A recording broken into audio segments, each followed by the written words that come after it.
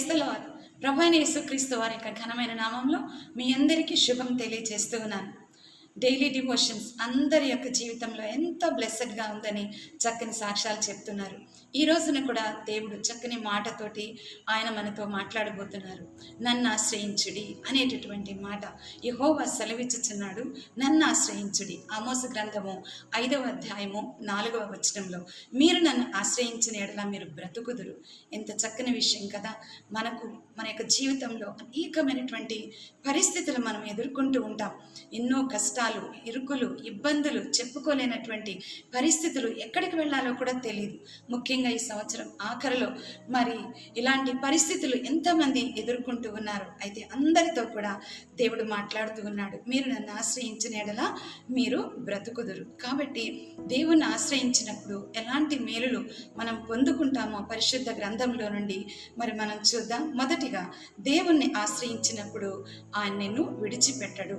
కీర్తనల గ్రంథం 9వ అధ్యాయం 10వ వచనంలో, యెహోవా నిన్ను ఆశ్రయించిన వారిని విడిచిపెట్టువాడవు కావు. Praise the lord.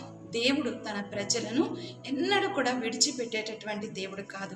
తన యొద్దకు వచ్చి తన్ను ఆశ్రయించిన వారిని ఆయన ఆదరించేటటువంటి దేవుడు, వారిని హత్తుకుని ఉండేటటువంటి దేవుడు, తన యొక్క చేతులలో భద్రపరిచేటటువంటి దేవుడు. మనము హెబ్రీయులకు రాసిన పత్రిక 13వ అధ్యాయము 5వ వచనం మనం చూసినప్పుడు, నిన్ను ఏమాత్రము విడవను ఎడబాయను అనేటటువంటి మాట మనం చూస్తున్నాం.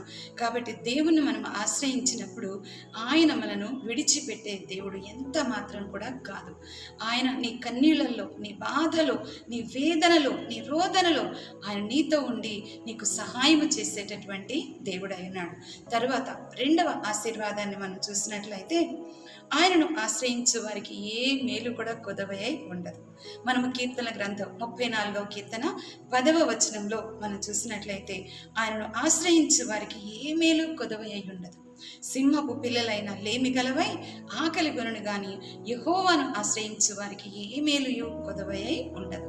ఎంత చక్కని మాట. మనను ధైర్యపరిచేటటువంటి మాటలు దేవుడు మనతో మాట్లాడుతున్నాడు.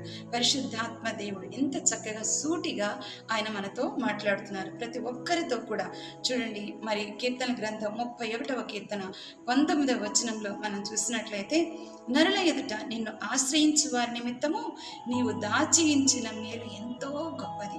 దేవుడు మరి తన బిడ్డలకు తనను ఆశ్రయించు వారికి ఆయన దాచియించిన మేలు ఎంతో గొప్పది. సిద్ధపరిచిన మేలు ఎంతో గొప్పది. దాచియించిన మేలు ఎంతో గొప్పది. కాబట్టి నీవు, నేను, మరి ఎవరైనా సరే దేవుణ్ణి ఆశ్రయించడం మనకి ఎంతో ఆశీర్వాదకరం. దేవుని యొద్దకు వెళ్ళటం, ఆయనకు చెప్పుకోవడం, ప్రార్థించుకోవడం, ఆయన సన్నిధానంలో మన భారాలు అప్పగించుకోవడం అనేటటువంటిది నిజంగా మన ప్రాణాలను తెప్పరిల్ల చేస్తూ ఉంటుంది. కాబట్టి ఈ యొక్క బ్లెస్సెడ్ వర్డ్ తోటి దేవుడు ప్రతి ఒక్కరితో కూడా ఆయన మాట్లాడుతున్నాడు. మూడవదిగా మనం చూసినప్పుడు, మూడవ బ్లెస్సింగ్ మనం చూసినట్లయితే, మన చుట్టూ ఆయన నెమ్మది కలుగ చేసేటటువంటి దేవుడు అయి ఉన్నాడు. చూడండి, 2 Chronicles chapter 14 verse 7, మన దేవుడైన యెహోవాను ఆశ్రయించితిమి గనక ఆయన మన చుట్టూ నెమ్మది కలుగ చేసి ఉన్నాడు.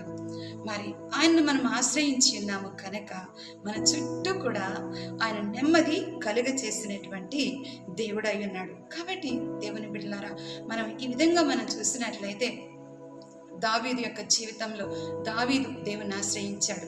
అదేవిధంగా అబ్రహాము తనకు వచ్చినటువంటి కొరతలలో దేవుని ఆశ్రయించాడు, దేవుని మీద విశ్వాసం ఉంచాడు.